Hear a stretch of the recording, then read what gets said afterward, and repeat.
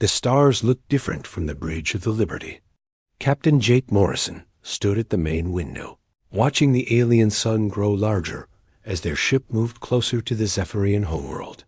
He had been in space for 10 years, but this mission felt different from all the others. This time, humans were not just exploring. They were trying to make friends with aliens who might not want to be friends at all. "Captain, we're getting close to their planet," said Lisa Parker from her seat at the communications station.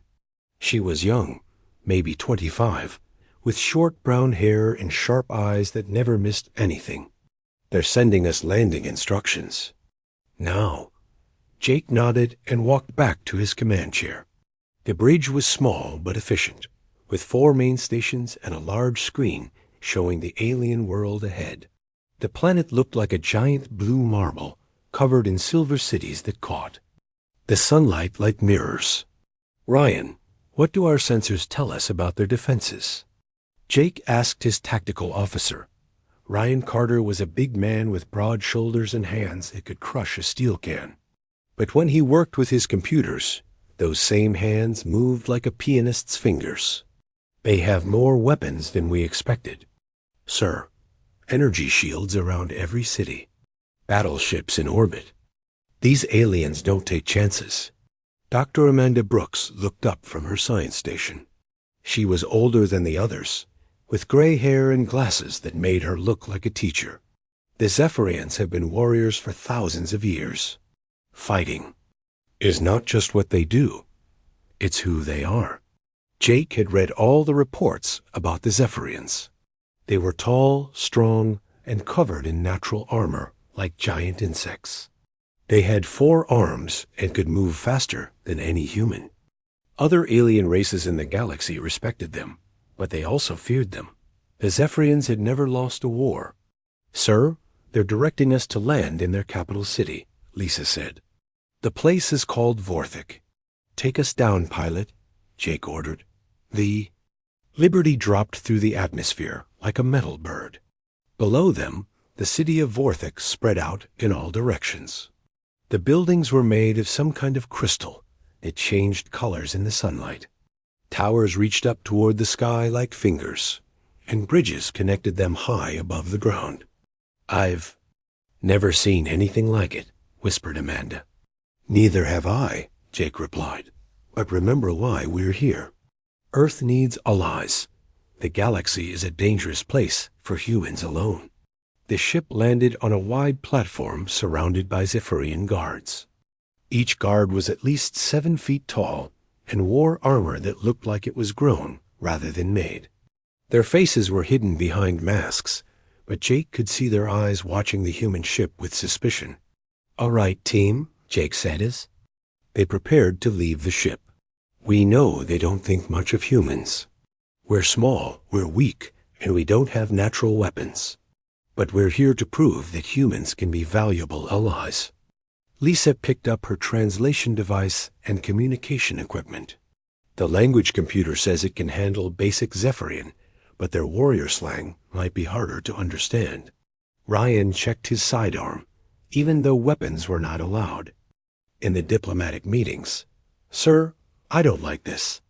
We're walking into a city full of aliens who could kill us with their bare hands." "That's exactly why we need to be here," Jake said. "If we can make friends with the Zephyrians, other alien races will take us seriously." Amanda gathered her scientific instruments. "I'll try to learn as much as I can about their culture. Knowledge is the best weapon we have." They walked down the ship's ramp onto the alien platform. The gravity felt heavier than Earth's, and the air smelled like metal and ozone. The Zephyrian guards moved aside as a group of taller aliens approached. These were not soldiers, but officials, wearing robes that seemed to be made of liquid metal. Leader of the group stepped forward. He was enormous, even for a Zephyrian, with golden armor and 4 arms that ended in claws like knives. When he spoke, his voice sounded like grinding stones. "I am Council Prime Dexvara. You are the humans we have heard about." He looked down at Jake with eyes like black diamonds. You are smaller than we expected. Jake stepped forward and bowed slightly, the way the cultural briefings had taught him. I am Captain Jake Morrison, representing Earth and humanity. We're honored to be here. Dexvara made a sound that might have been laughter. Honored? Yes. Come, small humans, the council waits. They walked through the crystal city, and Jake felt like an ant among giants. Every Zephyrian they passed stopped to stare at the humans. Some pointed with their multiple arms. Others made sounds that the translation device couldn't interpret. But Jake didn't think they were friendly sounds. The buildings around them were works of art and engineering that humans could barely imagine. Bridges made of light connected towers that twisted up into the sky. Gardens grew in impossible places, with plants that glowed and moved like living jewels. This is incredible, Amanda whispered, trying to record everything with her instruments. Stay focused, Jake reminded her quietly. We're not tourists. They entered a massive building that looked like it was carved from a single piece of crystal. Inside, the walls showed moving pictures of Zephyrian history. Jake saw images of great battles, conquered worlds, and defeated enemies. In every picture, the Zephyrians were the winners. They're showing us their greatest victories, Lisa said quietly. I think it's meant to be a message. Message received, Brian muttered. The council chamber was a huge round room with seats arranged in circles. Dozens of Zephyrians sat watching as the humans entered. Their forearms moved constantly, making gestures that Jake couldn't understand. The translation device picked up fragments of conversation, but most of it was too fast or too complex. Soft skins? Jake heard one of them say, No claws, said another. Weak bones, added a third. Jake kept his face calm, but inside he was getting angry. These aliens were talking about humans like they were defective animals. But losing his temper now would ruin everything. Vara took his place at the center of the council. Human Captain Narration, you come seeking alliance with the Zephyrian Empire. Tell us, what can your species offer to warriors like us? Jake had prepared for this question. Humans offer technology, creativity, and determination. We may not be the strongest or the fastest, but we never give up. We solve problems in ways others don't expect. A younger Zephyrian council member spoke up. You speak of determination, but what have humans ever conquered? What battles have you won? What enemies have you defeated? We conquered our own world, Jake replied. We learned to fly when we had no wings. We reached the stars when we had no natural ability to travel in space. We survived ice ages, plagues, and wars that could have destroyed us. Impressive words, Dexvara said, but words are not strength.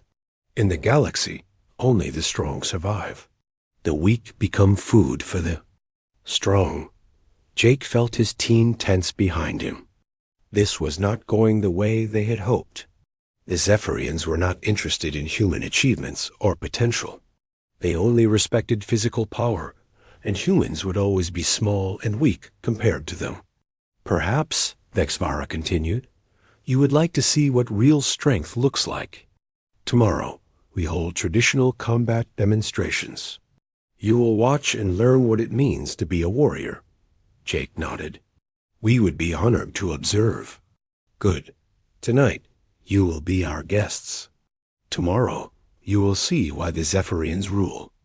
The stars. As they were led to their quarters, Jake wondered if this mission was already doomed. The Zephyrians saw humans as insects, too small and weak to matter. But Jake had not come this far to give up easily. Somehow, he had to find a way to earn their respect. The rooms they were given were beautiful, but felt like cages. The beds were too big, the doors too heavy, and everything was designed for beings much larger than humans. Jake stood at the window, looking out at the alien city, and wondered what tomorrow would bring. Sir, Lisa said quietly, I don't think they're going to agree to any alliance. Maybe not, Jake replied. But we're not going home until we try everything we can.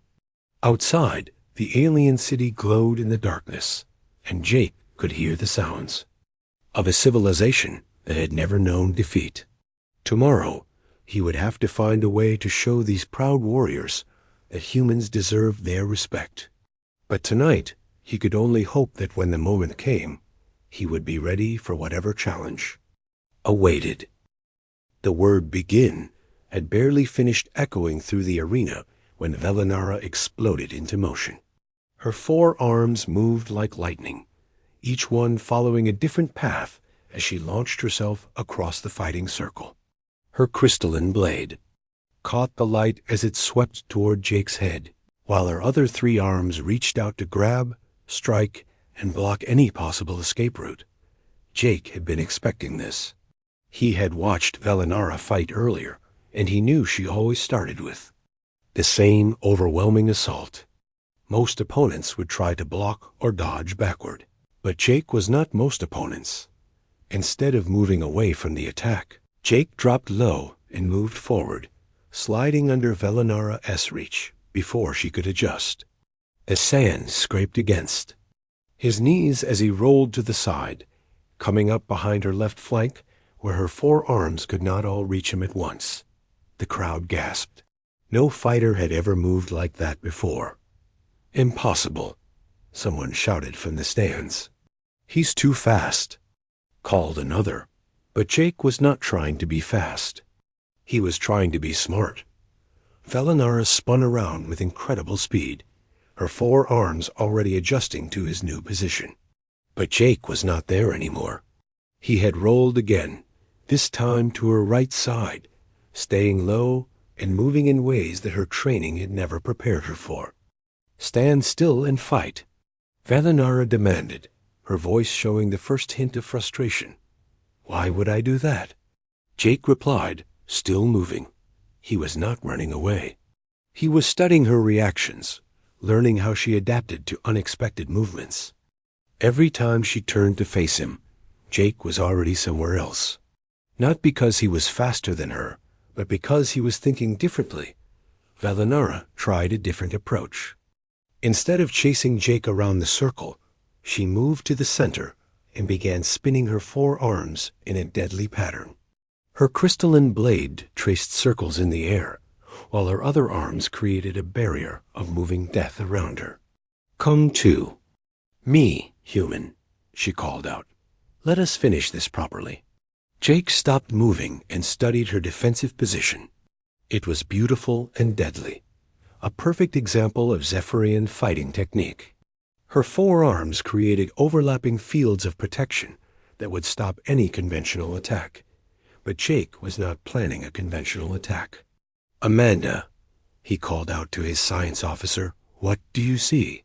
Dr. Brooks was watching intently from the sidelines. She's using a standard defensive pattern, Captain. 4-arm rotating defense with counterattack capability. It's designed to stop multiple opponents. But not a single opponent with a different approach, Jake replied. He began to move again, but this time in a wide circle around Velinara's position. He was not looking for an opening in her defense. He was looking for something else entirely. What is he doing now? Council Prime Vexvara asked from his seat. I do not know, replied another council member. This is not how warriors fight. Jake continued his circle, watching Velinara's defensive pattern. Her 4 arms moved in perfect coordination, each one following a precise sequence that had been drilled into her through years of training. It was effective, but it was also predictable. More importantly, it was designed to fight other Zephyrians. Ryan, Jake called out, remember what you told me about timing? Everything has a rhythm, sir, Ryan replied. Find the rhythm, and you can break it.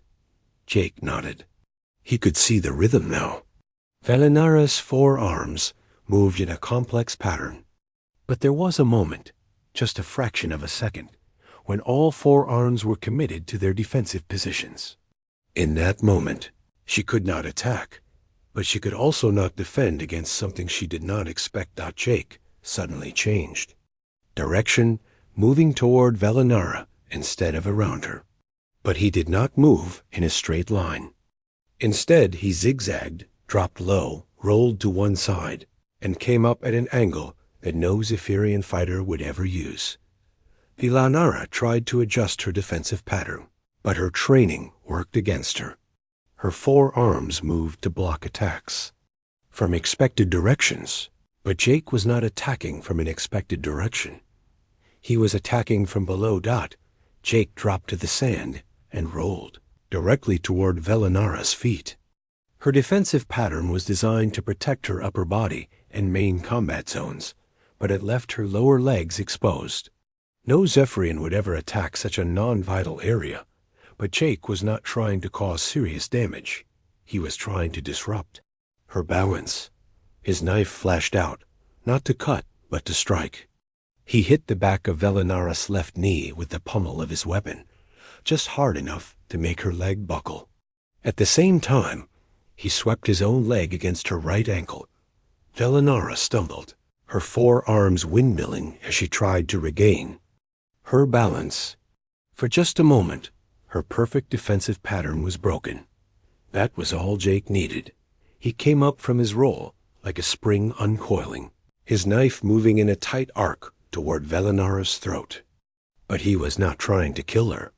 In the split second when her defenses were down, he placed the edge of his blade against the soft spot where her armor plates met, just below her chin. At the same time, his free hand grabbed one of her arms and used her own momentum to pull her further off balance. Velinara crashed to the sand with Jake on top of her, his knife at her throat and his weight preventing her from using her forearms effectively. The entire sequence had taken less than 30 seconds. The arena fell completely silent. Thousands of Zephyrians stared in shock at the impossible sight before them. Their greatest warrior, the champion who had never lost a fight, was on her back in the sand with a human knife at her throat. "Yield," Jake said quietly, his voice barely audible but carrying clearly in the silence. Velinara lay still for a moment, her forearms spread out on the sand. Her crystalline blade had fallen from her grip and lay sparkling a few feet away. Her black armor was covered with sand, and her breathing was heavy from the sudden exertion. "I yield," she said finally, her voice full of amazement rather than anger. Jake immediately moved back and helped her to her feet. It was a gesture of respect that the Zephyrian culture valued highly, and it did not go unnoticed by the crowd. "Well fought, champion," Jake said, bowing slightly as he returned his knife to its sheath. Velinara stared at him with all forearms hanging loose at her sides. "How?" she asked. "How did you do that? I have fought for 50 cycles. I have defeated every challenger. I am the greatest warrior in the Zephyrian Empire." "You are," Jake agreed. "You're incredibly skilled, and you've fought with honor. But you've never fought a human before." "Impossible!" Arena Master Krickstall shouted from his position at the arena's edge. "No warrior has ever defeated Champion Velinara. This must be some kind of trick." But Council Prime Vexvara was already walking down to the arena floor, his forearms moving in patterns that Jake was beginning to recognize as deep thought. The other council members followed, their expressions unreadable behind their armor. "There was no trick," Vexvara said as he approached. "I watched every moment. The human fought with skill and honor." "But how?" Velinara asked again. "Your species is said to be weak, slow, without natural weapons." Jake looked around the arena at thousands of alien faces staring down at him. "We're not the strongest species in the galaxy," he said, his voice carrying clearly through the silence. "We're not the fastest or the most heavily armed, but we're adaptable. We learn. We find ways to overcome obstacles that should be impossible." He paused, looking directly at Velinara. "You fought like a perfect Zephyrian warrior. But I didn't fight like a Zephyrian at all. I fought like a human. Explain, Dexvara demanded. Jake thought carefully about how to put it into words that the Zephyrians would understand. Your fighting style is based on overwhelming force and perfect technique. It's very effective against opponents who fight the same way. But humans learned to fight by facing enemies who were bigger and stronger than us. We had to develop different strategies. What strategies?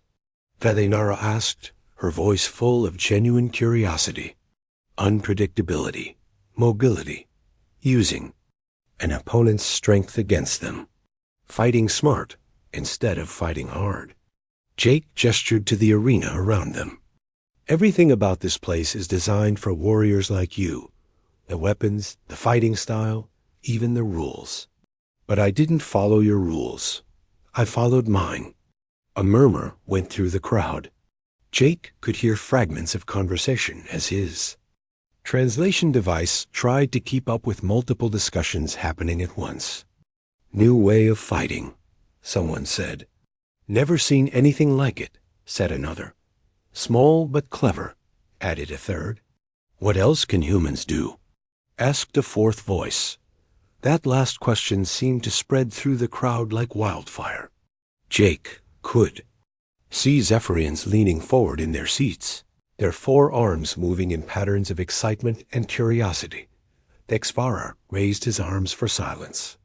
Human Captain Morrison, he said formally, you have accomplished something that many thought impossible. You have defeated our greatest warrior in single combat. With respect, Council Prime, Jake replied, I didn't defeat Champion Velinara. I surprised her. There's a difference. Velinara made a sound that might have been laughter, modest as well as skilled. You are correct, human. I was not defeated by superior force. I was outsmarted by a superior mind. She picked up her crystalline blade and held it out to Jake. I would be honored to learn more about human fighting techniques. Jake accepted the weapon with both hands, recognizing the gesture as one of great respect in Zephyrian culture. And I would be honored to. The cheering in the arena continued for long minutes after Jake and Velinara left the fighting circle. Jake could hear his name being chanted along with Velinara's, something that would have been impossible just an hour earlier. The sound echoed off the crystal walls and seemed to shake the very foundations of the massive structure. I have never heard the arena crowd cheer for a non-Zephyrian, Council Prime Dexvara said as they walked through the corridors beneath the arena. This is a historic day. Jake was still trying to process what had just happened. The fight felt like a dream, something that could not possibly have been real. But the crystalline blade in his hands proved that it had actually occurred. Velinara had given him her weapon as a sign of respect, and he could feel its weight with every step. Council Prime, Jake said carefully. What happens now? Dexvara's four arms moved in patterns that Jake was learning to recognize as deep thought. Now, Captain Morrison, we must reconsider everything we thought we knew about humans. They reached a large chamber where the other members of the Zephyrian Council were waiting. Jake could see his own team standing near the far wall, looking amazed and relieved in equal measure. Lisa was still clutching her recording equipment, her eyes bright with excitement. The fight has been recorded and transmitted throughout the Zephyrian Empire, Dexvara announced to the assembled council members. Every Zephyrian world has now seen a human defeat our greatest warrior in single combat. A murmur went through the council. Jake could hear fragments of conversation as the translation device tried to keep up with multiple discussions happening simultaneously. Impossible, one council member said. But we all saw it, replied another. How do we explain this to our people? Asked a third. We tell them the truth, Dexvara said firmly. We have encountered a species that fights in ways we never imagined, a species that may be more dangerous than we realized. Jake stepped forward. Council Prime, with respect, humans are not your enemies. We came here seeking alliance and friendship. That hasn't changed. But everything else has changed, Velinara said as she entered the chamber. She had cleaned the sand from her armor and looked once again like the perfect warrior she was. Captain Morrison, you have done something that I thought was impossible. You have forced me to question everything I believed about combat. She approached Jake and bowed deeply, a gesture of respect that caused several council members to make sounds of surprise. I have fought for 50 cycles, she continued. I have studied every known fighting technique in the galaxy. But I have never seen anything like what you did in that arena. You fought with intelligence instead of strength. You used creativity instead of force. You turned my own training against me. That's what humans do, Jake replied. We adapt to situations that others might find impossible. Show me, Velinara said suddenly. I'm sorry? Show me how humans fight. Teach me your techniques. I want to understand how you did what you did. Jake looked around the chamber at the assembled Zephyrian officials. They were all watching him intently, their forearms moving in patterns of curiosity and interest. It's not something I can teach. Quickly, Jake said carefully. Human fighting techniques are based on thousands of years of development. They're built into our culture and our way of thinking. Then teach me slowly, Velinara replied. I have time. Council Prime Vixvara stepped forward. Champion Velinara, you would study under an alien? I would study under a warrior who defeated. Fairly, she replied without hesitation. Captain Morrison has shown me that there are things I do not know about combat. I would be a fool not to learn from him. Jake could see the political implications of this request. If the greatest Zephyrian warrior wanted to learn human fighting techniques, it would send a message throughout the galaxy that humans were worth taking seriously. I would be honored to share what I know, Jake said formally, but only if it's part of a larger exchange between our species. Explain, Vixvara demanded. Jake took a deep breath. This was the moment he had been preparing for since the mission began. Humans and Zephyrians have different strengths. You're physically superior warriors with a proud military tradition. We're adaptive problem solvers with advanced technology. Together, we could be stronger than either of us alone. You speak of alliance, one of the council members said. But what proof do we have that humans can be trusted? What proof do you need? Jake replied. I could have seriously injured Champion Velinara during our fight, but I chose not to. I could have humiliated her in front of your people, but I showed her respect instead. Humans value honor just as much as Zephyrians do. Velinara nodded. This is true. Captain Morrison fought with honor and skill. He proved his point without causing unnecessary harm. There is another consideration, Dr. Brooks said from where.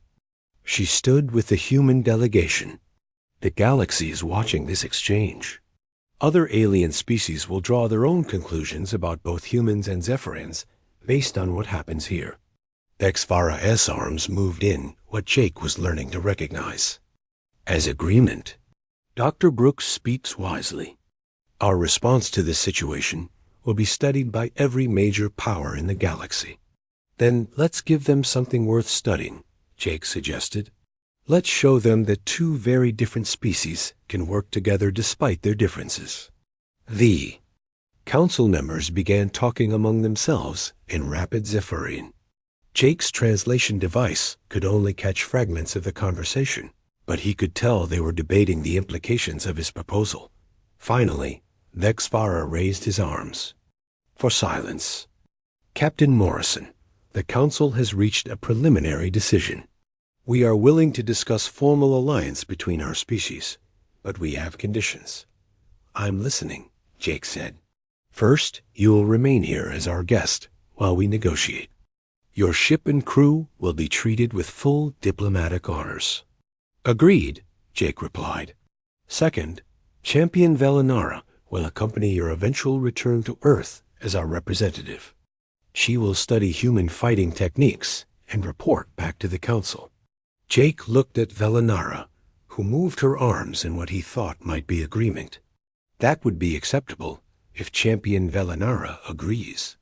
"I do," she said immediately. "I want to see the world that produces warriors like you." "Third," Vexvara continued, "we will share our military technology with your species, and you will share yours with us. Both species will benefit from this exchange." Jake felt his heart racing. This was more than he had dared to hope for when the mission began. "I'll need to communicate with Earth for final approval, but I believe my government will agree to those terms." "Excellent," Vexvara said. "Then let us begin the formal negotiations." As the council members began to disperse, Velinara approached. Jake once more. "Captain Morrison, I have a question." "Ask away." "When you were fighting me, did you know you would win?" Jake thought about the question carefully. "No, I didn't know I would win, but I knew I had to try. Sometimes that's the most human thing of all." "What do you mean?" "Humans have a saying. It's not the size of the dog in the fight. It's the size of the fight in the dog. We don't give up even when the odds are against us. Especially when the odds are against us." Velinara made the sound that Jake was learning, to recognize as Zephyrian laughter. "I think I am going to enjoy studying your species, Captain Morrison. And I think the galaxy is about to become a much more interesting place," Jake replied. Later that evening, Jake stood on a balcony overlooking the crystal city of Vorthik. The alien sun was setting, casting strange colors across the sky and making the buildings glow like jewels. His team had joined him to watch the sunset and discuss the day's events. "Sir," Lisa said, "I've been monitoring communications traffic from Earth. The recording of your fight has already reached our homeworld. The response has been ... enthusiastic." "How enthusiastic?" Jake asked. "They're calling you the man who changed history," Ryan said with a grin. "Military recruiting stations are being overwhelmed with volunteers who want to learn to fight like you did." "That's ridiculous," Jake protested. "I just got lucky." "No, sir," Amanda said firmly. "You didn't get lucky. You used intelligence, preparation, and courage to overcome a seemingly impossible challenge. That's exactly what humans do best." Jake looked out over the alien city, thinking about the future. The negotiations would take weeks or maybe months, but he was confident they would succeed. The Zephyrians now saw humans as equals rather than inferiors, and that changed everything. "You know what the best part is?" Lisa said. "What's that?" "We're not alone in the galaxy anymore. We have allies." Jake nodded. That was indeed the best part. The mission had accomplished more than anyone had dared to hope. Humans were no longer the weak newcomers struggling to find their place among the stars. They were partners in a galactic alliance that would shape the future for generations to come. "Captain," Velinara's voice said from behind them. Jake turned to see the Zephyrian champion standing in the doorway.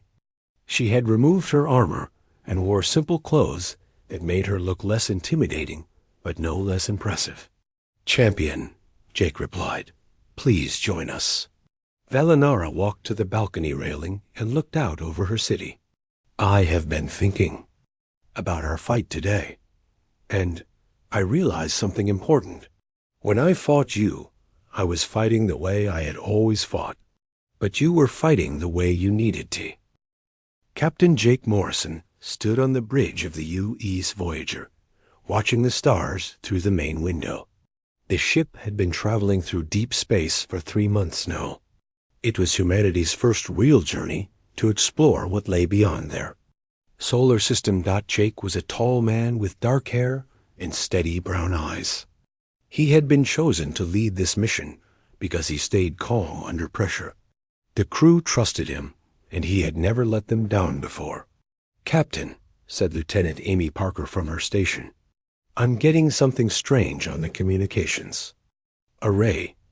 Amy was the ship's expert on alien life. She had studied everything humans, knew about the possibility of meeting other intelligent species. Jake walked over to her station. What kind of strange? Amy's fingers moved quickly across her controls. It's a signal, very powerful, coming from about 2 light years away. She looked up at Jake with wide eyes. Sir, I think it's from aliens. The bridge went quiet. Every crew member stopped what they were doing and looked at Amy. They had all hoped they might find alien life on this mission, but none of them had really expected it to happen. Put it on the main screen, Jake said. The screen flickered, and then a voice filled the bridge. It was speaking in a language none of them had ever heard before. The sounds were deep and harsh, like rocks grinding together. Can you translate it? Jake asked. Amy worked at her station for several minutes. The ship's computer was trying to find patterns in the alien language. Finally, words began to appear on the screen in English. Attention, unknown vessel. You have entered space controlled by the Galactic Council. You will stop your ship and prepare for boarding. Resistance will result in destruction. Jake felt his heart beat faster. This was not the friendly first contact that humans had hoped for. Commander Ben Walsh, the ship's security chief, moved to stand next to Jake. That doesn't sound very welcoming, Ben said. He was a big man with short gray hair and scars on his hands from years of military service. Keep translating, Jake told Amy. Let's see what else they have to say. More words appeared on the screen. Your species is unknown to the Galactic Council. All unknown species must be tested to determine their place in the galactic order. You will be brought before the Council for evaluation. Amy looked at Jake with worry in her eyes. Captain, there's more. The signal is getting stronger. I think they're coming this way. Jake nodded. All hands, this is the captain. We have made contact with an alien civilization. All crew members report to battle stations as a precaution. The ship's alarms began to ring. Crew members ran through the corridors to their positions. Jake had trained them well, and they moved quickly and quietly. Amy, keep working on that translation. I want to know everything they're saying. Ben, get our weapons ready, but don't do anything unless I give the order. Yes, sir, Ben replied. He began preparing the ship's defense systems. Over the next hour, more messages came through. Amy translated them as fast as she could. The aliens called themselves the Galactic Council, and they controlled most of the known galaxy. They had 12 different alien species in their group. Captain, Amy said, I'm learning about their society. It seems like they rank species by how strong they are in combat. The strongest species are the leaders. The weakest species are basically slaves. Jake did not like the sound of that. What else? The strongest species are called the Gorvani. They're described as warriors with natural armor and claws. They're about 9 feet tall and very strong. They seem to be the ones who do most of the fighting for the Council. Amy continued reading. There are also the Zephyrians. They're made of some kind of crystal and can control electricity and magnetic fields. And the Krell, who are like giant insects that work together as a hive mind. Ben looked grim. Sounds like we're outgunned. There's more, Amy said. Every species that joins the Council has to prove they're worthy through combat trials. If they fail, their planet is destroyed. Jake felt cold. The human race had just learned they were not alone in the universe, and now they were being threatened with extinction. Captain, called out engineer Paul Rodriguez from his station. I'm picking up massive energy readings. Something big is coming out of faster-than-light travel. Through the main window, space seemed to twist and bend. Then, suddenly, a huge alien ship appeared. It was at least 10 times larger than the Voyager, and covered in what looked like weapons. Dear God, whispered Amy. The alien ship sent another message. This time, the translation came through much clearer. Human vessel, You will prepare to be boarded. Our representative will explain the testing process to you. Jake made a decision. Open a channel. Let me talk to them. Amy worked at her controls. Channel open, Captain. Jake stood straight and spoke clearly. This is Captain Jake Morrison of the Earth vessel Voyager. We come in peace and wish to establish friendly relations with your council. The reply came back quickly. Peace is not relevant. Strength is all that matters. You will be tested. If you are strong, you will serve the council. If you are weak, you will be destroyed. A smaller ship left the alien vessel and came toward the Voyager. Jake ordered his crew to let it dock. There was no point in fighting yet. They needed to learn more about what they were facing. The airlock opened, and the first alien that humans had ever seen stepped onto their ship. It was a Gorvani, just as Amy had described. Nearly 9 feet tall, covered in dark green scales that looked like armor, with claws on its hands and feet. Its eyes were yellow and cold. I am General Thaxter, the alien said in perfect English. I speak for the Galactic Council. Jake stepped forward. I am Captain Morrison. Welcome to our ship. Thaxter looked around at the human crew with what seemed like disgust. You are smaller than we expected. Weaker. You have no natural weapons. No armor, no special abilities that we can detect. We are a peaceful species, Jake said. We prefer to solve problems through discussion and cooperation. Thaxter made a sound that might have been laughter. Cooperation is for the weak. The galaxy is ruled by the strong. You will be tested in combat against our warriors. If you win, you will be allowed to serve the council. If you lose, your species will be eliminated. Amy stepped forward. What kind of tests? Individual combat first, Thaxter replied. Your best warriors against ours, then group combat. Finally, if you survive, strategic warfare. Each test will be more difficult than the last. Jake felt his crew's fear, but he also felt their determination. Humans might not be the strongest or fastest species in the galaxy, but they had something else. They had survived on Earth for millions of years, and Earth was not an easy planet to survive on. When do these tests begin? Jake asked. You will follow us to the testing ground. There, you will face our champions. We expect this to be over quickly. Thaxter turned to leave and stopped. Your species interests me. You show no fear, even though you are clearly inferior. Perhaps you will provide some entertainment before you die. After Thaxter left, Jake gathered his senior staff. We need to prepare for these tests. Amy, I want you to study everything we learned about these aliens. Look for weaknesses. Ben, choose our best fighters and start training them. Paul, make sure our equipment is ready.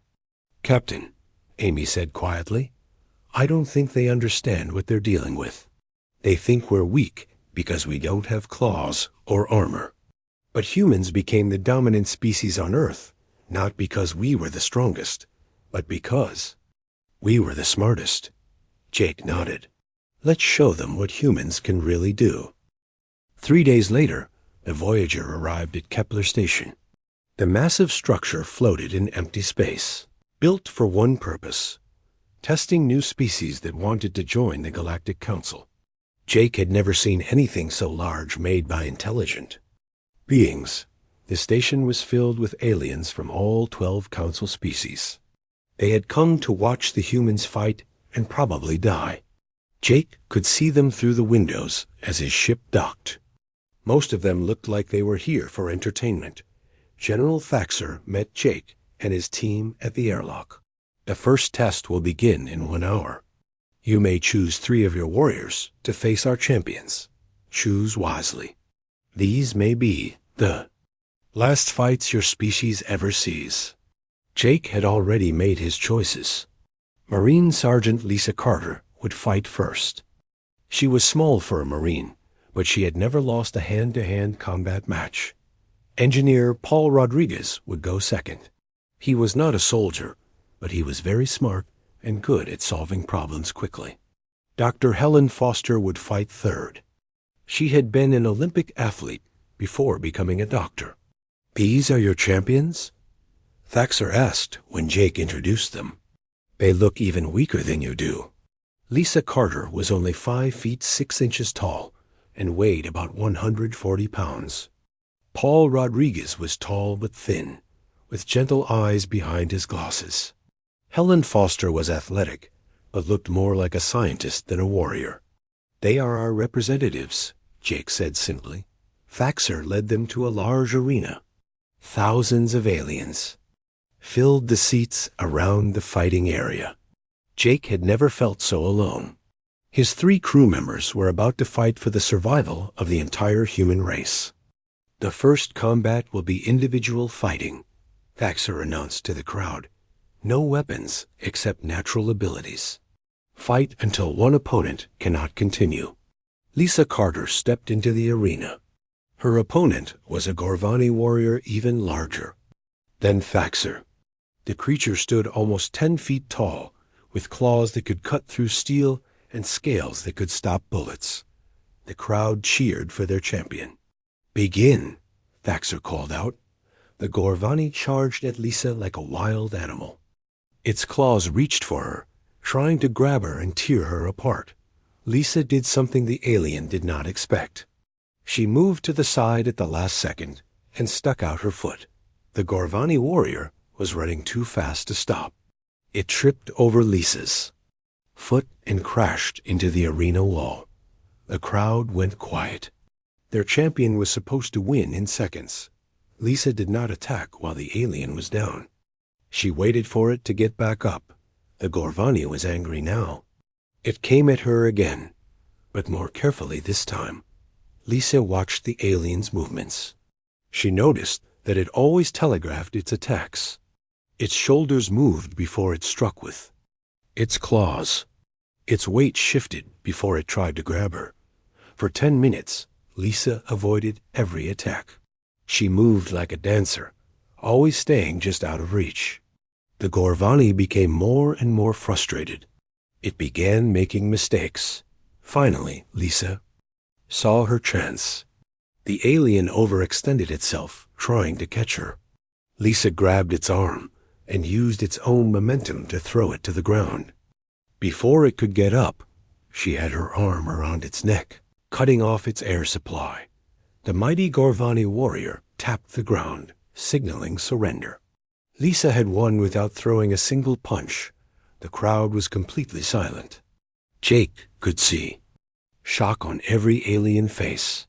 Their greatest warriors had just been defeated by a small human female. "Impossible," Thaxter whispered. Paul Rodriguez stepped into the arena next. His opponent was a Zephyrian, a being that looked like it was made of living crystal. It was beautiful and terrible at the same time, with electricity dancing across its surface. "This should be interesting," the Zephyrian said. Its voice sounded like wind chimes. "I will make your death quick, little human." The Zephyrian raised its hands, and lightning shot toward Paul. But Paul was not where the lightning went. He had built a simple device from parts in his toolkit. It was just springs and pulleys, but it launched him to the side faster than the alien expected. The Zephyrian tried again, sending more electrical attacks. Paul avoided them all using his mechanical device. The alien became confused. Its electricity should have been impossible to avoid. "You cannot run forever," the Zephyrian said. "I'm not running," Paul replied. "I'm learning." Paul had been watching the alien's attacks carefully. He noticed that the Zephyrian had to charge up before each electrical blast. There was always a 2-second delay. Paul used this knowledge to his advantage. He built a simple catapult using springs and metal pieces. When the Zephyrian charged up for another attack, Paul launched a piece of metal straight at it. A metal connected just as the alien released its electricity. The Zephyrian's own electrical charge was redirected back into itself. The beautiful crystal being flickered and went dark. It collapsed to the ground, defeated by its own power. The crowd was starting to murmur. 2 of their champions had lost to humans. This was not supposed to happen. Helen Foster entered the arena for the final individual combat. Her opponent was a Krell warrior, part of the hive mind species. It looked like a giant praying mantis with razor-sharp arms and compound eyes. "The hive sees all," the Krell said. "We know your moves before you make them." Helen nodded. "That's what I was hoping you'd say." The Krell attacked with perfect coordination. Its movements were precise and calculated. But Helen did something no one expected. She began to dance, not a fighting dance, but a completely random dance. She moved in patterns that made no sense. She spun, jumped, and rolled in ways that served no purpose. The Krell became confused. The hive mind worked by predicting patterns and coordinating responses. But Helen's movements had no pattern. The Krell could not predict what she would do next, because she did not know what she would do next. For 20 minutes. Helen danced around the arena while the Krell tried to catch her. The alien became more and more frustrated. Its perfect coordination was useless against chaos. Finally, the Krell made a mistake. It tried to predict where Helen would be instead of where she was. Helen was suddenly behind it, and she struck a nerve cluster that Amy had identified in the alien anatomy files. The Krell warrior collapsed, paralyzed by the precise strike to its nervous system. The arena was completely silent now. 3 human champions had defeated 3 alien champions. The crowd could not believe what they had seen. Thaxter stepped into the center of the arena. "This is impossible. Humans are weak. They have no natural weapons, no armor, no special abilities." Jake stood up in the viewing area. "You're right. We don't have any of those things. But we have something else." "What?" Thaxter demanded. "We have the ability to learn and adapt. Every species you've shown us has one way of fighting, one set of abilities. You've become so specialized that you can't change your tactics." Amy Parker stepped forward. "Humans survived on Earth not because we were the strongest, but because we could adapt to any situation. We learned to use tools, to work together, to think our way out of problems." Thaxter looked at the 3 defeated champions. "This changes nothing. The individual combat was only the first test. The group combat will be much more difficult." Jake smiled. "We're looking forward to it." As they left the arena, Jake's crew was excited, but also nervous. They had won the first round, but the aliens would be ready for them next time. The element of surprise was gone. "Captain," Lisa said, "they're going to study what we did. They'll try to counter our tactics." "I know," Jake replied, "but they're thinking like aliens. They believe there's only one right way to fight. They don't understand that humans don't have just one way of doing anything." Paul adjusted his glasses. "The next test will be harder. They'll probably send multiple opponents against us. Then we'll have to be smarter," Jake said. "We'll have to show them that humans don't just adapt to challenges. We turn challenges into advantages." Helen was already thinking about the next fight. "They expect us to have learned one set of tactics. They think they can prepare for what we did today, can they?" Jake asked. Helen smiled. "Captain, what we did today was just the beginning. We were holding back, trying to understand them. Now we know what we're dealing with." As they walked back to their quarters, Jake felt proud of his crew. They had faced the galaxy's greatest warriors and won. But he also knew that the real test was still coming. The aliens thought they had seen what humans could do. They had no idea what humans could really do when they stopped being the light and started fighting to survive. The next day would bring group combat. Jake was already planning how to show the Galactic Council that they had made a big mistake in challenging. Humanity. The galaxy was about to learn that humans were not just tough. They were something much more dangerous. They were unpredictable,